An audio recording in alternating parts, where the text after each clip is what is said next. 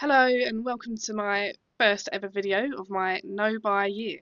So in this video I'm just going to talk about what I'm doing, why I'm doing the no-buy year, um, what are my exceptions in my no-buy year, and how I'm going to judge my no-buy year by my own standards.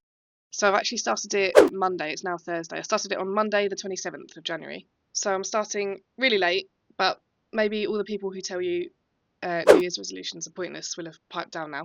And you'll have to excuse my voice, I'm not that ill, it's just a bit croaky. So my intentions with this channel is just to have it as basically a video or an audio journal of my progress and reflections that I make and realizations I have, and mainly to help me remember, because I have ADHD and I forget my own reflections or I forget my own goals.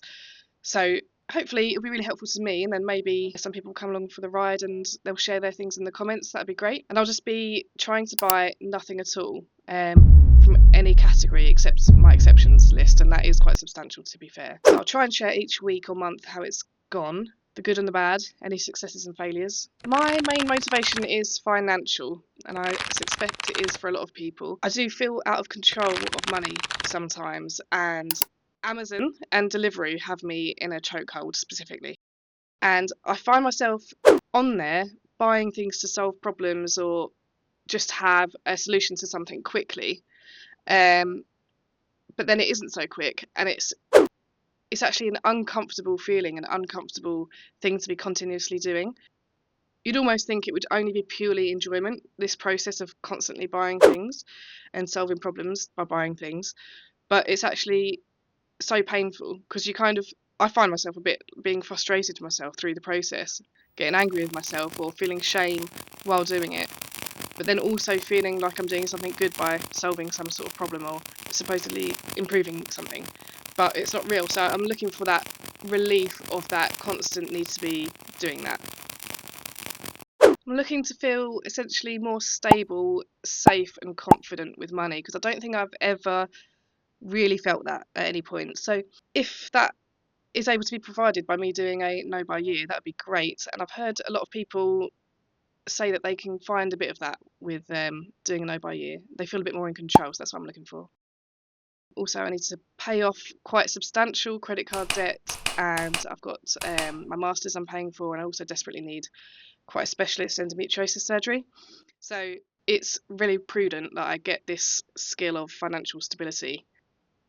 So I mentioned the Amazon and delivery are my problem categories. I also wanted to say clothes, health equipment, housewares, anything that I think will help my ADHD, like office supplies. All these things are things I'm frequently getting and have absolutely plenty of and do not need to buy anymore this year. So on to my exceptions list. Anything health and safety needs when I'm literally ill, or if I know I'll be recovering from a surgery or something like that, and I need something to make my quality of life okay, that will be exempt. But obviously I'm going to have to reason that myself and keep it within reason.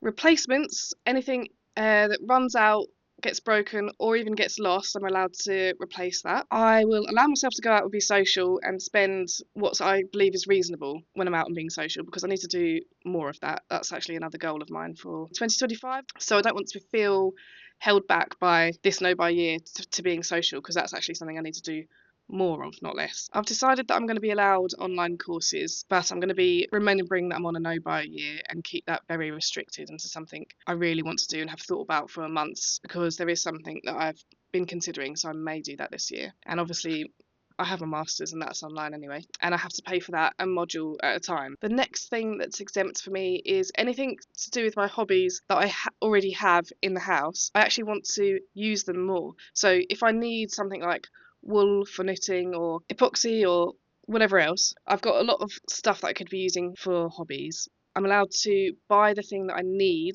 in order to do the next thing. So I'm allowed to buy two things in advance to create two things. The same with books. I'm allowed two ahead of doing the thing that is the hobby. And the idea is that will hopefully encourage me to be doing more, consuming less, and using up what I have. And to be honest, it probably will make me less likely to buy a whole bunch of new stuff for a brand new hobby, because I'll be doing the ones I already have, which is plenty.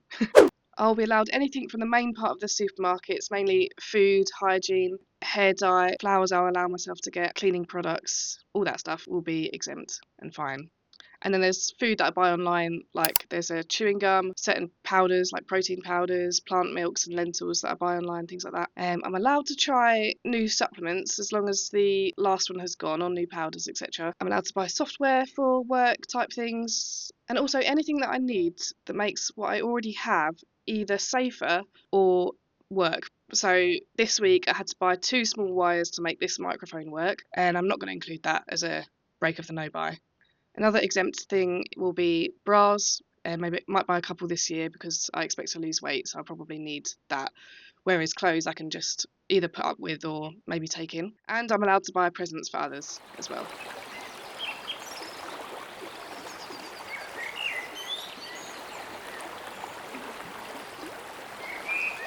Now this is the super geeky bit, but I've considered the potential negatives of the no buy year, which is that it could encourage black and white thinking. To avoid that, I'm thinking I'm going to give myself a grade level or grade system to judge what I achieved as the no buy year at the end of the year.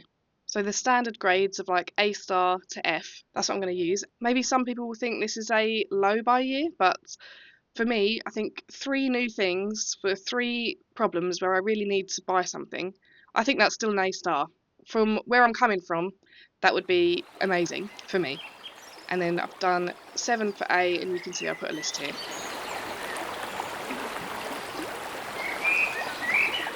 And this is just a completely aside note, just because it's my first ever video that I'm creating. I'll be sharing my reflections of my life and thoughts and everything, because I think there's a lot of stuff that comes up in people's no buy years from what I've seen.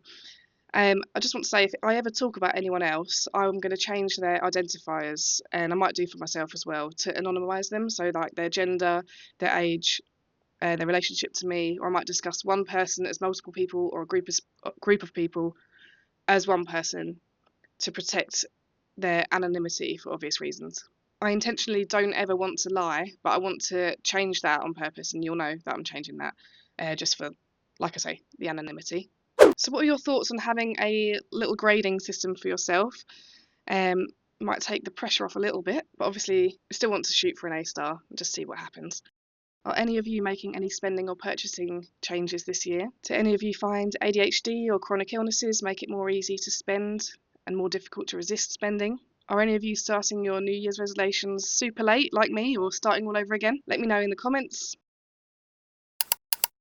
and hopefully I'll see you in the next video. And I just wanted to sign off encouragingly by reminding you to just know that you're capable of coping, and remember, you were wonderful to begin with without any of it. That's cute.